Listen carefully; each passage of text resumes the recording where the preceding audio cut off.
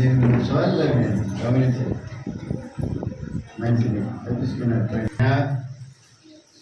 2024 సంవత్సరంలో 7వ మాసమైన జూలై మాసము 21వ తేదీ ఈ పరిశుద్ధమైన పునరుద్ధానపరమైనటువంటి ఉదయకాల సమయంలో జీవం కలిగిన దేవాది దేవుని స్తుతించడానికి ఆరాధించడానికి ఆయన పరిశుద్ధమైన పాత సన్నిధానంలో ఆయన మాట వినడానికి కూడా ఇచ్చిన దేవుడు అందరికీ నా హృదయపూర్వకమైన వందనాలు. ఎంతోమంది సమయాన్ని రోజును చూడని వారు ఉన్నారు. దేవుడైతే మనందరినీ కూడా ప్రేమించి తన దయను తన వాత్సల్యతను మన ఏళ్ళను తన పరిచి మనల్ని నడిపిస్తున్న సత్యని పెట్టి జీవాధిపతి అయిన దేవాది దేవుని ఎంతైనా కూడా ఆయన స్తుతించే వరంగా ఆయన చిత్తమేంటో భూమి మీద మన పట్ల అది తెలుసుకొని చిత్తంలో జీవించే దేవుని ప్రజలంగా మనం ఉండాలని నేను జన్మతో కోరుతున్నాను. ఆమేన్. ఎనిమిది వారంలో మనకు బుధవారం ఆదాయం ఉంటుంది, 7 నుంచి శుక్రవారం ఉంటుంది. దేవుని పిల్లలు కలుసుకొనండి. శుక్రవారం దేవుని చిత్తమైతే దేవుని చిత్తమైతే సేవకులు వస్తారు. దేవుని సందేశం అందించడానికి దేవుని పిల్లలు కలుసుకొనండి. ఆదివారం మళ్ళీ నెలలేక ఆఖరి ఆదివారం 28వ తేదీ పరిశుద్ధారాధన ఉంటుంది. దేవుని పిల్లలు కలుసుకొనండి. అలానే యవనస్తులకి ఈరోజు సాయంత్రం యూత్ మీటింగ్ ఉంటుంది. యవనస్తులు కలుసుకోవాల్సిందిగా ప్రేమతో కోరుతున్నాం. హల్లెలూయా. మరి మన సహవాసంలో ప్రభులవుతున్న బిడ్డలు మరి కె రాంబాబు రాణి కుటుంబంలో నుంచి కంజర్లు దీన్ని అడిగి డబ్బులు ఇచ్చారు. పోయిన నెలలు ఇచ్చారు 1000 రూపాయలు. నేను 1 నెల నుంచి మర్చిపోతున్నా ఈ గంజలు తేవటాన్ని. డబ్బులు ఖర్చు పెట్టుకోలేదమ్మా పొరపాటున కూడా. అవి అలవాటు లేదు నాకు. బయలు పెట్టుకున్నాం. కొన్నిసార్లు పోవటానికి పాదమాలిన, కొన్నిసార్లు మరి తేను మరి కొన్నిసార్లు మర్చిపోయి కంజలు తేలేదు. మొన్న పోయిన వారం తీసుకొచ్చాను. నేను శుక్రవారం తేవటానికి మర్చిపోయినా. మరి నేను శనివారం సొసైటీకి వచ్చే సమయంలో తీసుకురావడం జరిగింది. 4 కంజలు తీసుకొచ్చారు. వారి కుటుంబం తరఫున వచ్చింది. దేవుడు వారి కుటుంబాన్ని దీవించి ఆశీర్వదించినగాక. మరి బైబుల్ కవర్ ఉంటుంది. ఎవరికైనా కావాలంటే తీసుకోండి. ఇక్కడ ఉంటుంది. వాళ్ళ తీసుకో.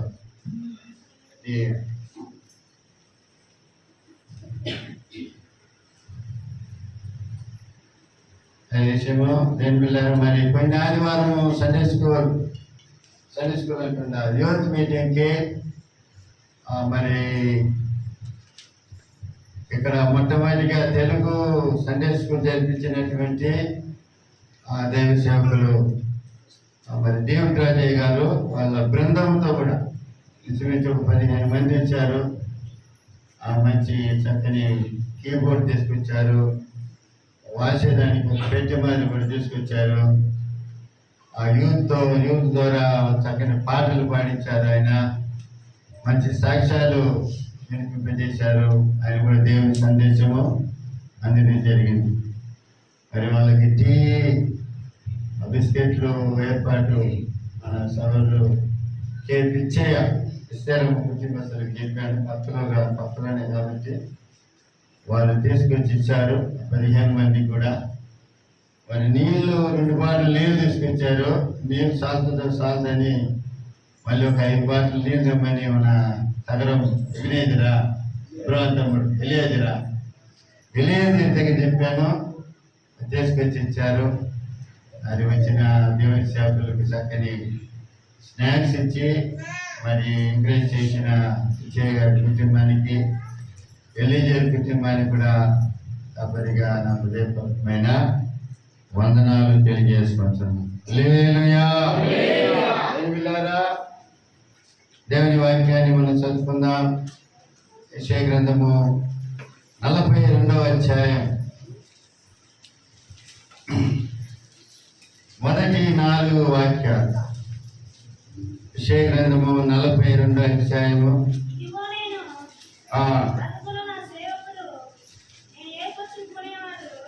కదమ్మా, ఇదిగో అదిగో అంటున్నావా? ఇదిగో అదిగో అంటున్నా ఏంటే అమ్మా? ఫస్ట్ నుంచే ఇదిగో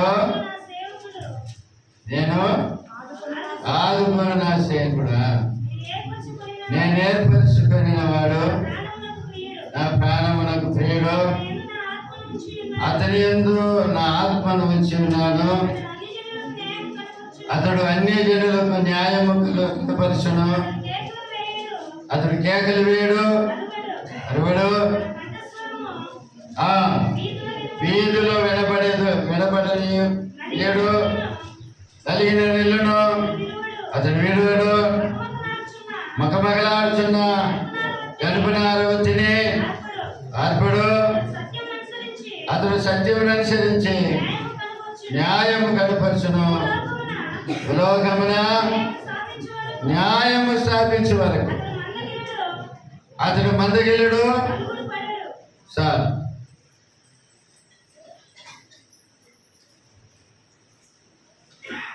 ఈ వాక్య భాగాన్ని మనము పోయిన ఆదివారము ధ్యానం చేసుకున్నాం. మరలా ఈ వాక్య భాగాన్ని మీ ముందు పెడుతున్నా. ఇంకా కొన్ని విషయాలు తెలియపరుద్దామని అన్న ఉద్దేశంతో మీ ముందు వాక్య భాగాన్ని ఇస్తున్నా. దేని వెళ్ళారా?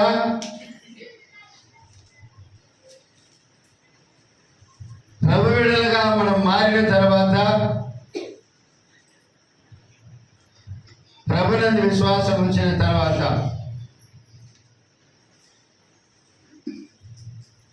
ప్రభు యొక్క అడుగుజాడల్లో మనం జీవించాలి.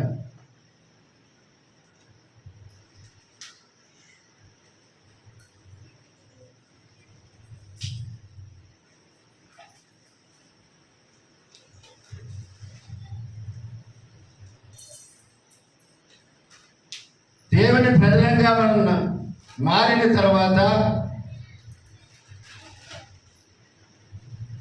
ఆయన గురించినటువంటి వర్తమానము వినటానికి మనం వస్తున్నాం.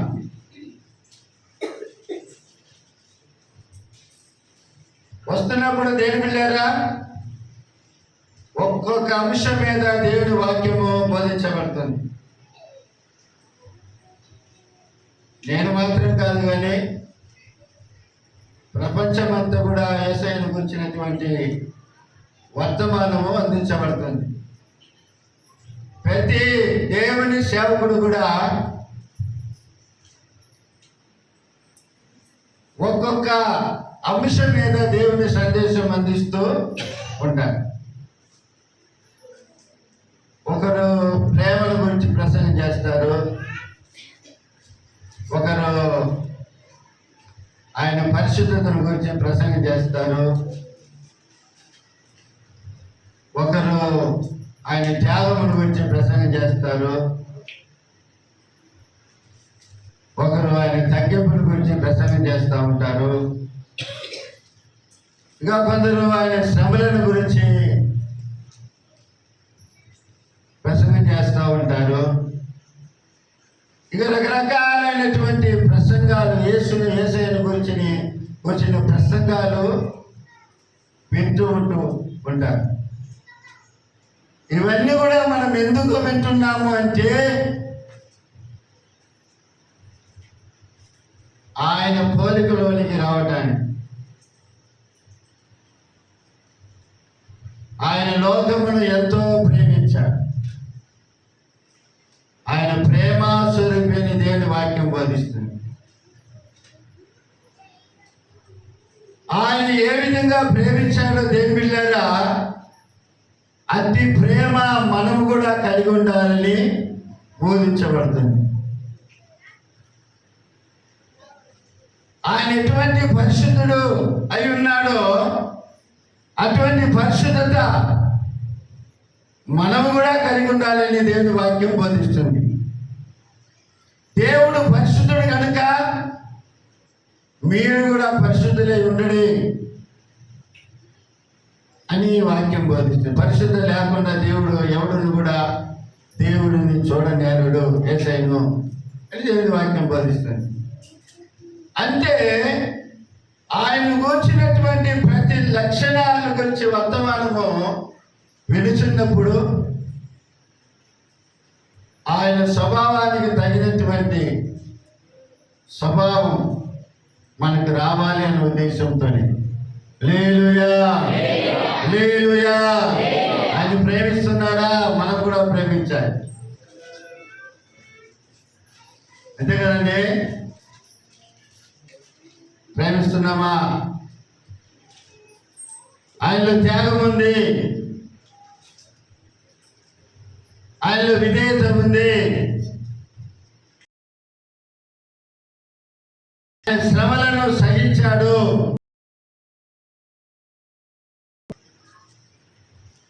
ఇవన్నీ కూడా సహించాడు. మనలో కూడా త్యాగం, ఆ యొక్క స్వభావం మనలోని కూడా రావాలి.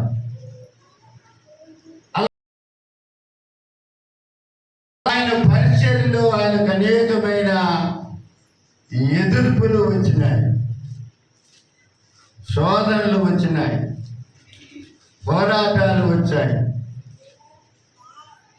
ఎన్నో కార్యాలు ఆయన ఎదుర్కొన్నాడు. వాటన్నిటిని కూడా దేని పిల్లారా ఆయన నలుగుడు చెందకుండా, అధైర్యపడకుండా, కృంగిపోకుండా దేని పిల్లారా వాటన్నిటిని కూడా ఆయన ఎదుర్కొన్నాడు. హల్లెలూయా హల్లెలూయా. ఆయనకు అటువంటి పోరాటాలు ఎదుర్కొలు వచ్చినప్పుడు ఆయన వెంబడిస్తున్న నీకు నాకు కూడా వస్తాయి.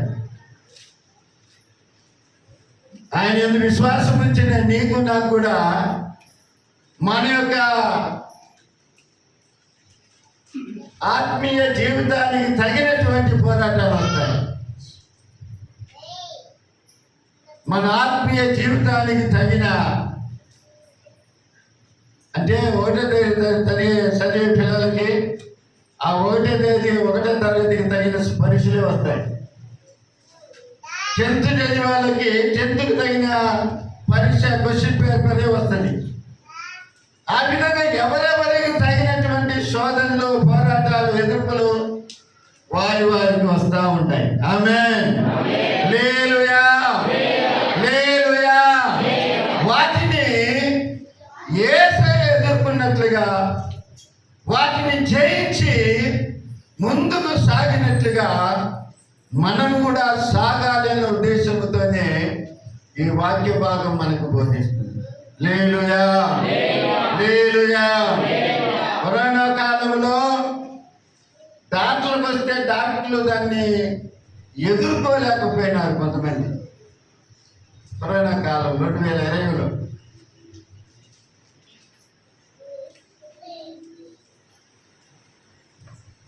ఎదుర్కోలేక వాళ్ళు ఆత్మహత్య చేసుకున్నారు. డాక్టర్లు తెలుసు కదా ఏ విధంగా ఉండాలి, ఎలా ఉండాలి, ఏమి వాడాలి, ఏ టాబ్లెట్ వాడాలి, ఏమి తినాలి అని వాళ్ళకు తెలుసు. అయినా కూడా వారిలో ఉన్నటువంటి ఆ అధైర్యాన్ని బట్టి, వారిలో ఉన్నటువంటి ఆ మానసికమైన దృక్పథాలను బట్టి వాటిని ఎదిరించలేక, వాటిని దాటిపోలేక దేవుళ్ళారా మానసికంగా వాళ్ళు భయపడి ఏడుంది జీవితము, దాని దెబ్బకు వేదన పడే బదులు ఒకసారి పోతే పడుతున్నట్టుగా మరి ఊరి పోసుకొని చనిపోయిన డాక్టర్లు కూడా 2020లో లేక లేదు. హల్లెలూయా, హల్లెలూయా.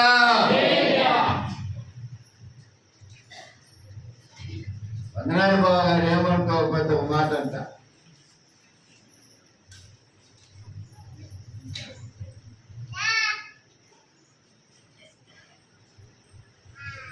బాగారి మంచి జ్వరం వచ్చింది, తల నొప్పి, తలదిరుగుడు వచ్చింది, మైకి వచ్చింది. నిజమే, చాలా తయారు అయిపోయింది మనిషి. సతీష్ దగ్గర అంటున్నట్ట, రే తమ్ముళ్ళు జాగ్రత్త రాలి.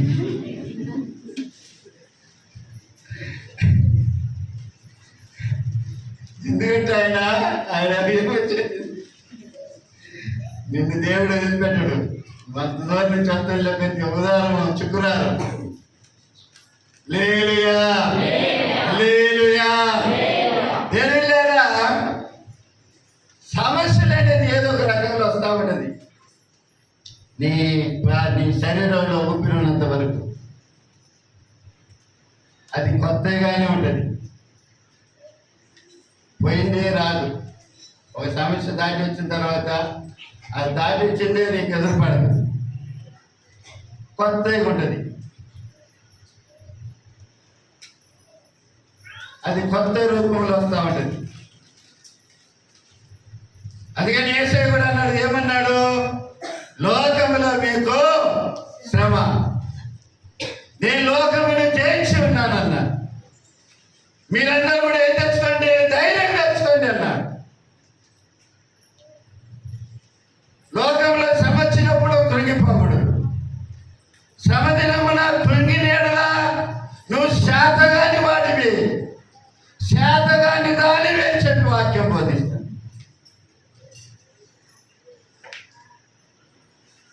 ఎన్నో మన జీవితంలో ఎన్నో దాన్ని వచ్చేసిన. ఇప్పుడు ఏమన్నా మీకు వచ్చుంటే అది కూడా దాటుతారు. హల్లెలూయా, హల్లెలూయా, హల్లెలూయా. కాబట్టి శ్రమలను చూసి భయపడగాకండి ప్రియుల, వచ్చే పోరాటాలను చూసి భయపడగాకండి, ఆటంకాలను చూసి భయపడగాకండి. నీవు నమ్మిన దేవుడు నీతో కూడా ఉన్నాడు. ఆమేన్, హల్లెలూయా, హల్లెలూయా. ఇశ్రాయేలీయులను కాపాడువాడు కొనుగోడు ఎంద్రపు. ఆయన నీకు ఎండ దెబ్బైనను వెన్నెల దెబ్బైన నీకు తగలనీయడు అని వాక్యం బోధిస్తుంది. కాబట్టి కృంగిపోవాల్సిన అవసరం లేదని దేవుడి వాక్యము మనకు బోధిస్తుంది. హల్లెలూయా, హల్లెలూయా. సర్వకృపానిధివే, సంపదనగనివి, సర్వకృపానిధివే,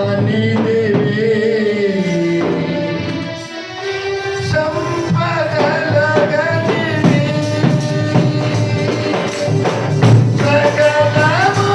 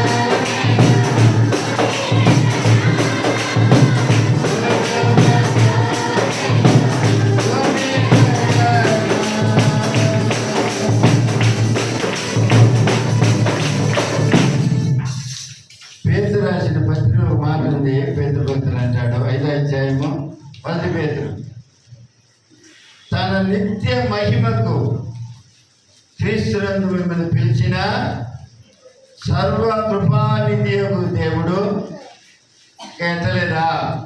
కొంచెంకాలము మీరు శ్రమపడిన పిమ్మట తానే మిమ్మల్ని పూర్ణులుగా చేసి స్థిరపరిచి బలపరచును. హల్లెలూయా.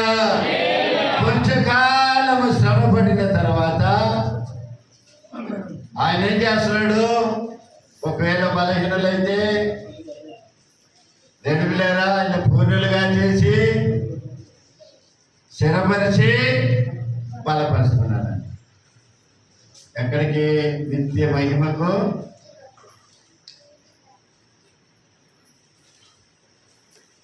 క్రీస్తునందు మనల్ని పిలిచిన దేవుడు. హల్లెలూయా, హల్లెలూయా.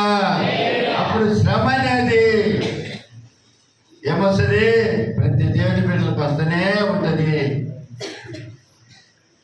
ఈ భూమి మీద నివసించినంత కాలము యుద్ధ కాలము కాదా అంటాడు యోబు.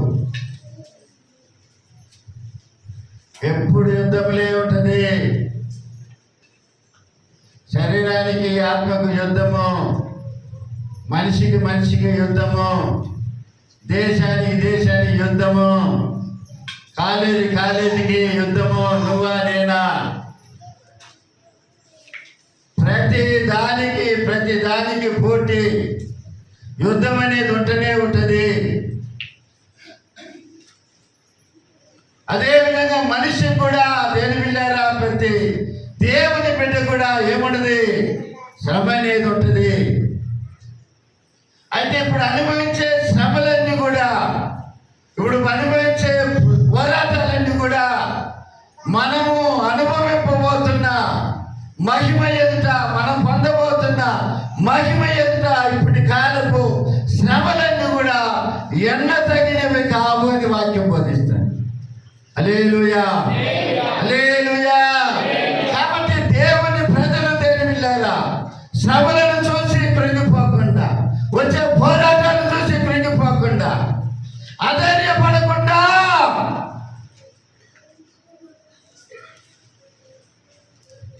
ధైర్యం తెచ్చుకొని ముందుకు సాగమని దేవుని వాక్యము మనకు బోధిస్తుంది. ఆమేన్. అప్పుడు కూడా కొంతమంది ఏం చేస్తూ ఉంటారు అంటే అధైర్యపడుతూ ఉంటారు.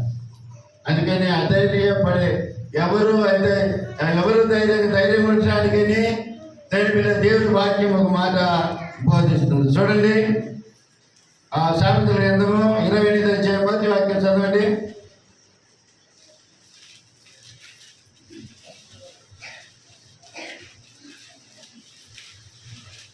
28:1.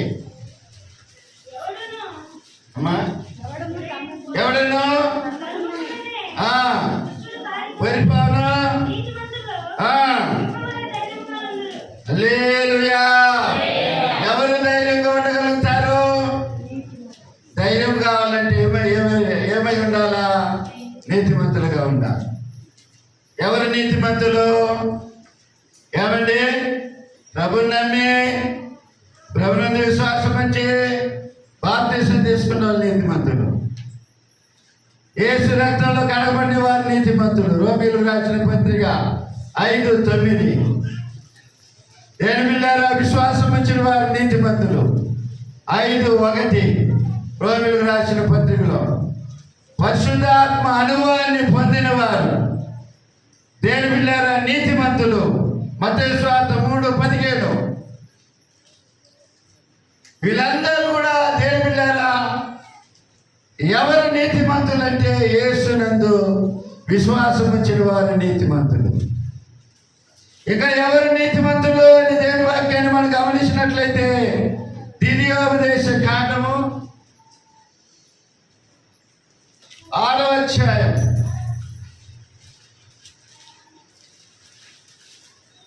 25వ వాక్యం. మన దేవుడైన యెహోవా మనకు ఆజ్ఞాపించినట్లు ఆయన సన్నిధిని ఈ సమస్తమైన ఆజ్ఞలను అనుసరించి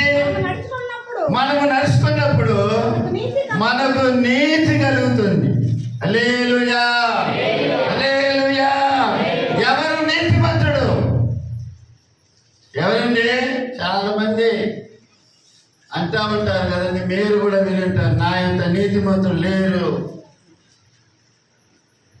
అని చాలా మంది చెప్పుంటారు.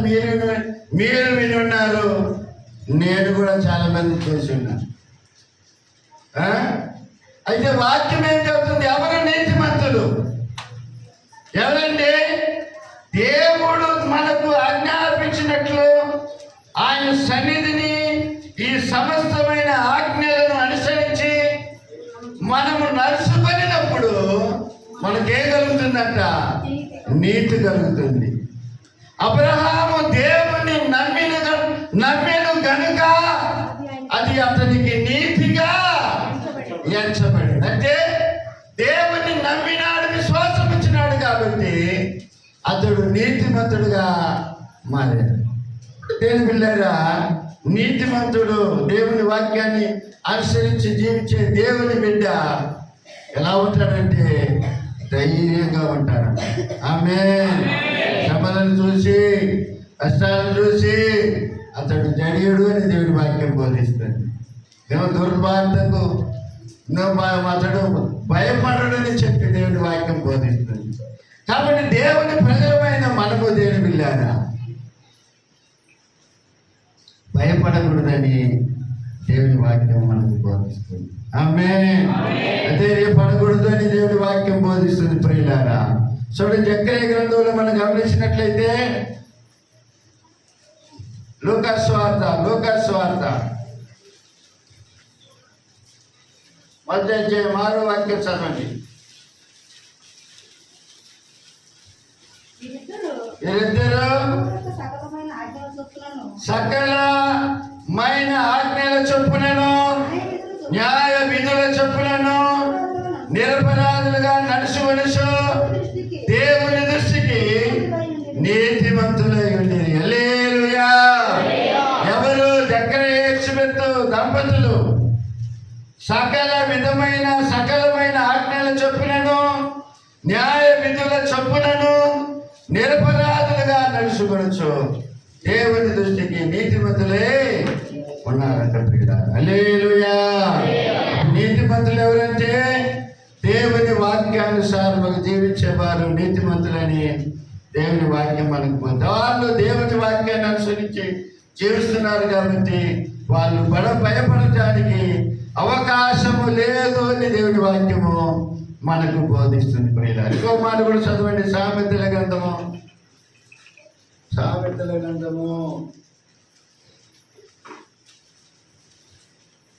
10వ అధ్యాయం.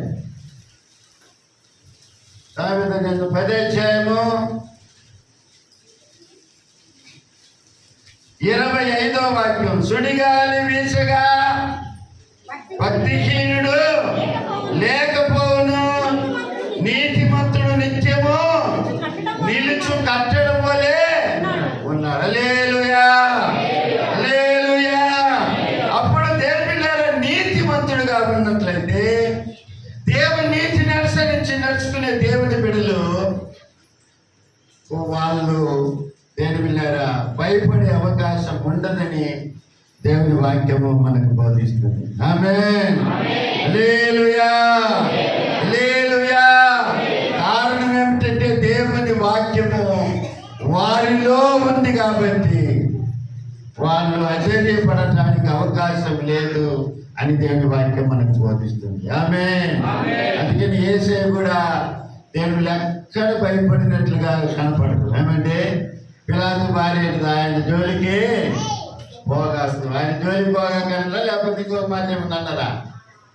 అమ్మా, వ్యవసాయాన్ని చూడాలన్నా కూడా భయం వేస్తుంది. ఏమన్నారయ్యా?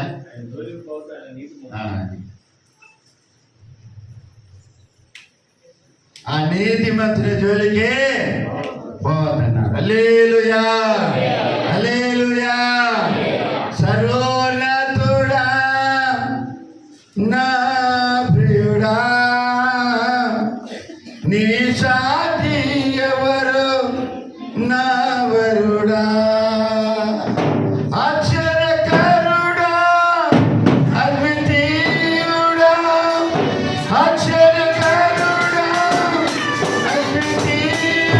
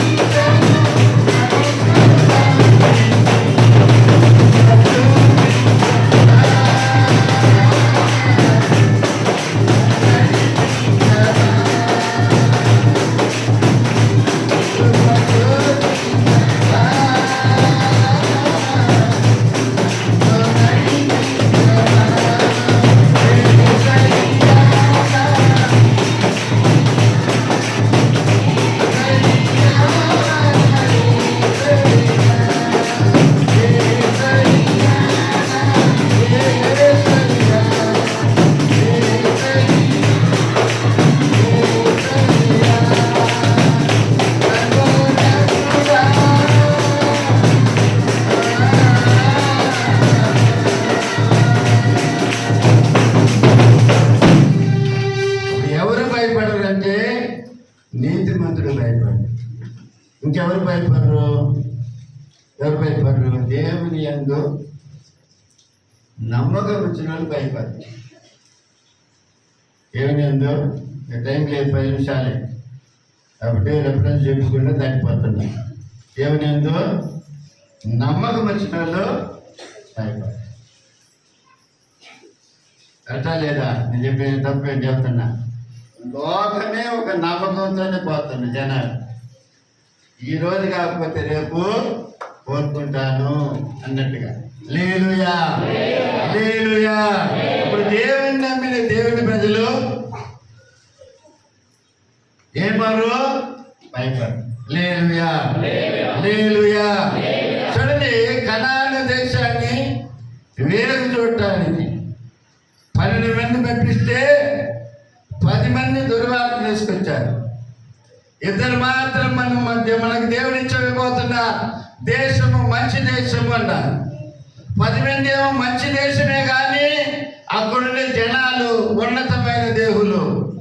వాళ్ళ దృష్టికి మేము మిడతల్లాగున్నాము కాబట్టి వాళ్ళను మనం జయించలేము, ఆ దేశాన్ని మనం స్వాధీనం చేసుకోలేము అని తిరిగి వచ్చి ఆ 10 మంది సర్వ సమాజాన్ని, సర్వ సంఘాన్ని, సర్వ జనాంగాన్ని బలహీనపరిచి, వాళ్ళని అధైర్యపరిచి, వాళ్ళు ఏసేదని చేశారు.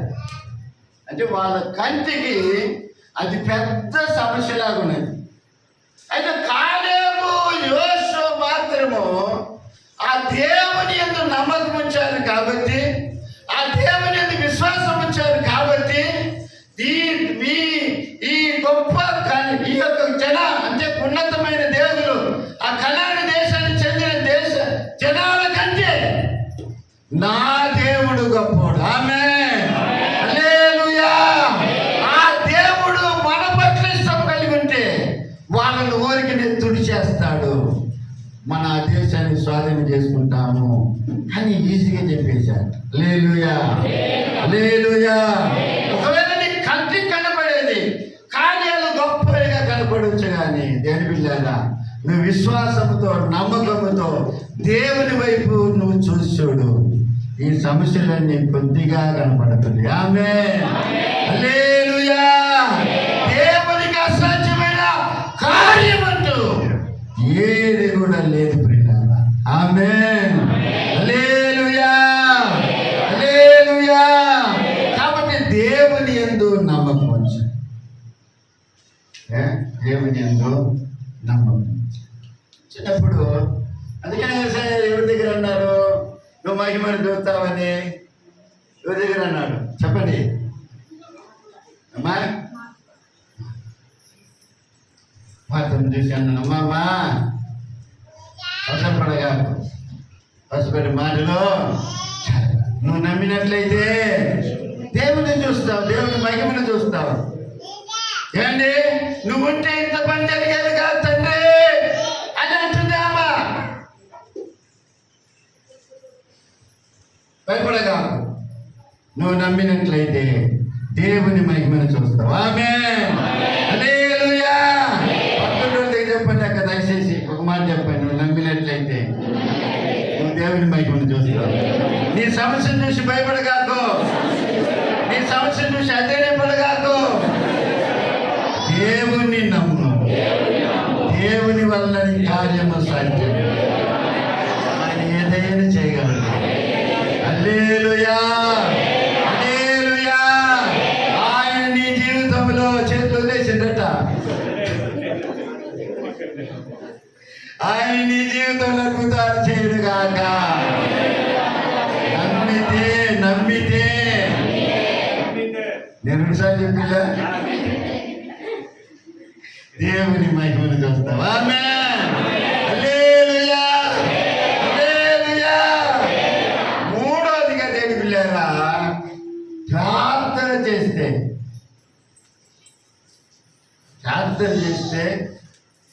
ఆత్మలో బలం వస్తుంది. ఆత్మలో అంతరంగ పురుషుడు బలపడినప్పుడు ఎక్కడ లేని ధైర్యము వచ్చేస్తుంది. ఆమేన్. చదవండి 138వ కీర్తన.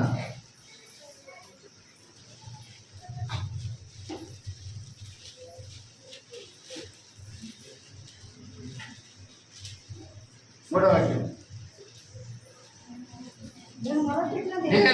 నేను మొరపెట్టిన దినమున నీవు నాకు ఉత్తరమిచ్చినవి, నా ప్రాణములో త్రాను పుట్టించి నన్ను ధైర్యపరిచితివి. హల్లెలూయా, హల్లెలూయా. పాట కూడా ఉంది కదా, అలసిన సమయమున నా ప్రాణమును త్రాణ పుట్టించిన. చూడండి, ఎప్పుడు అలసిపోయిన సమయంలో దేని పిల్లరా ప్రాణానికి త్రాణ పుట్టించే దేవుడు ఎలా వస్తుందని అంటే ప్రార్థన చేసినప్పుడు వస్తుంది. హల్లెలూయా, హల్లెలూయా. దేవునికి మొదలుపెట్టినప్పుడు వస్తుంది, దేవుని వైపు చూసినప్పుడు వస్తుంది, దేవుని సభలో కనిపెట్టుకొని ఉన్నప్పుడు వస్తుంది. హల్లెలూయా, హల్లెలూయా. యెహోవా కొరకు కనిపెట్టుకుని వారు నూతన బలం పొంది పక్షిరాజు ఎగిరినట్లుగా ఎగిరిపోతారు. చదవండి యెషయా గ్రంథము 40 అధ్యాయము 31వ వాక్యం.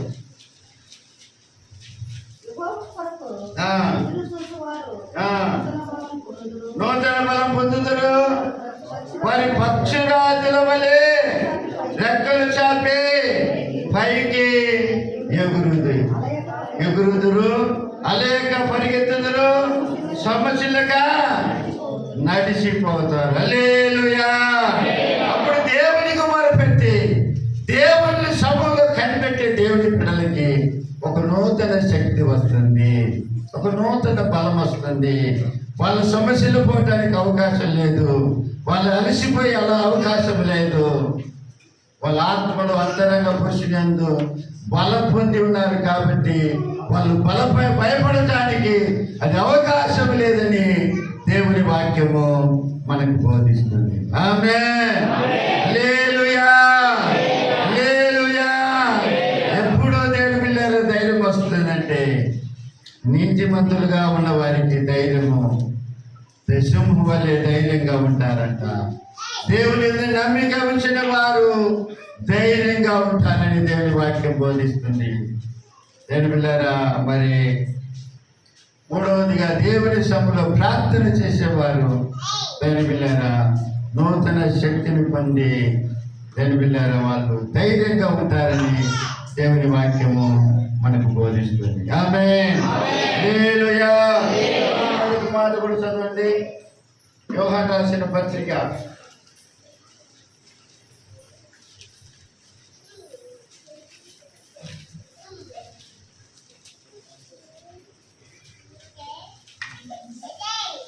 3వ అధ్యాయము 21-22 వాక్యం. ప్రియులారా, మన హృదయము మన యందు దోషారోపణ చేయని యెడల దేవుని ఎదుట ధైర్యం గలవారు మగుదుము.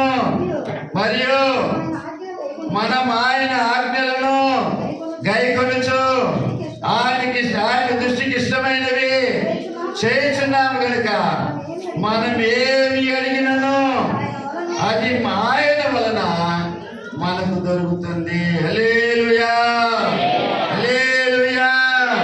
ఆయన ఇష్టమైనది మనం చేస్తున్నాం కనుక మనం ఏమి అడిగినా కూడా అది ఆయన వలన దొరుకుతుందంట. హల్లెలూయా.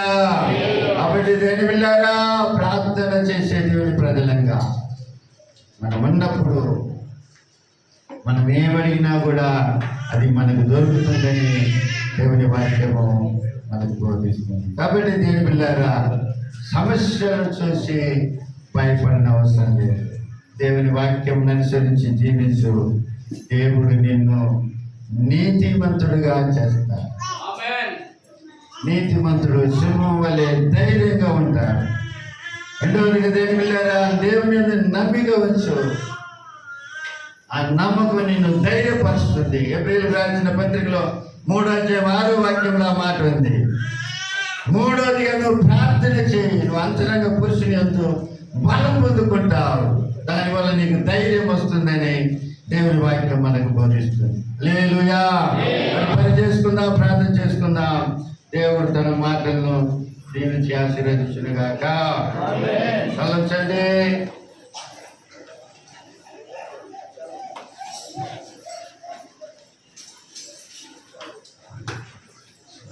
పరిశుద్ధాత్మ దేవుని వైపు చూద్దాం. యేసు ప్రేమైన దేవుని సంగమా, ఏ విషయాన్ని చూసి నువ్వు అధైర్యపడుతున్నావు? భయపడగలదు.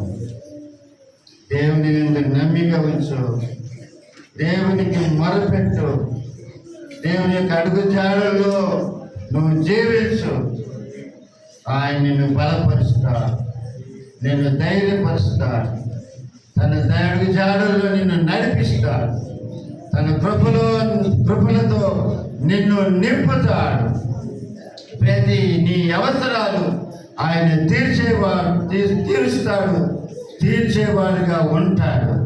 కనుక ప్రభు వైపు చూద్దాం. ప్రేమైన వాళ్ళ జీవగల దేవుని వైపు చూద్దాం. హల్లెలూయా. ప్రభా నీకు స్తోత్రములు తండ్రి, నీకు వందనాలు నాయన అని చెప్పి దేవుని వైపు చూద్దాం. హల్లెలూయా. ఓ ప్రార్థన ఆత్మను మా మీద కుమ్మరించాయా, నీ మీద నమ్మకముకు దయచేయండి నాయన. అయ్యా, నీ వాక్యానుసారంగా జీవించే ఆ గొప్ప ధన్యత మాకు దయచేయండి అయ్యా.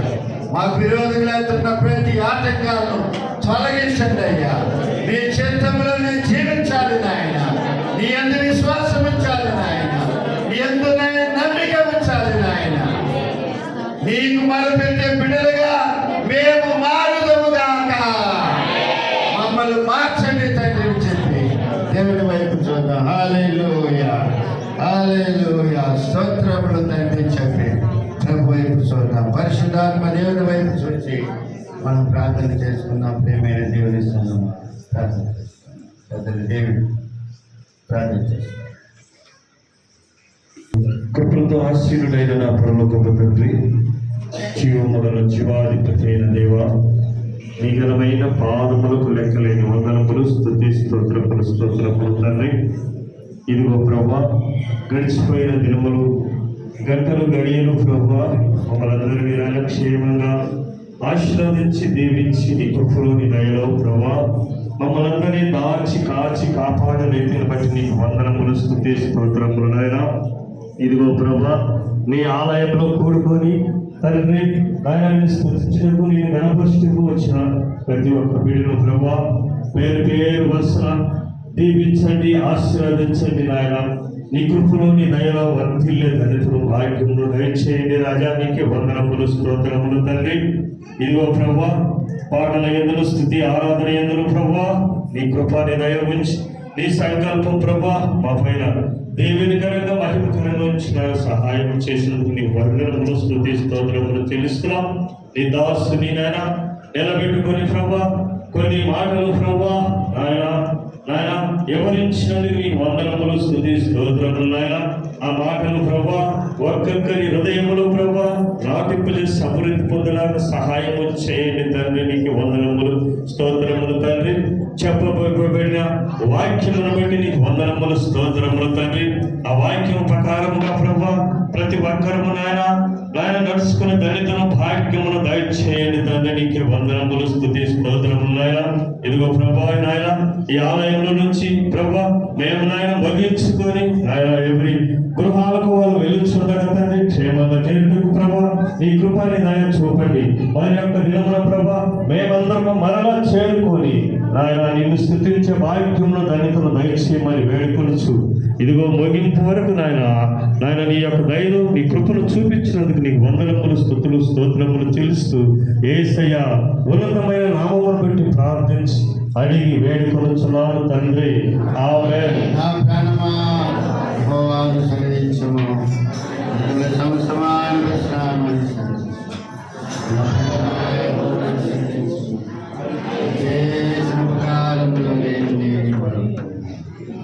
లేచిన బ్రదా మా ఆశీర్వాద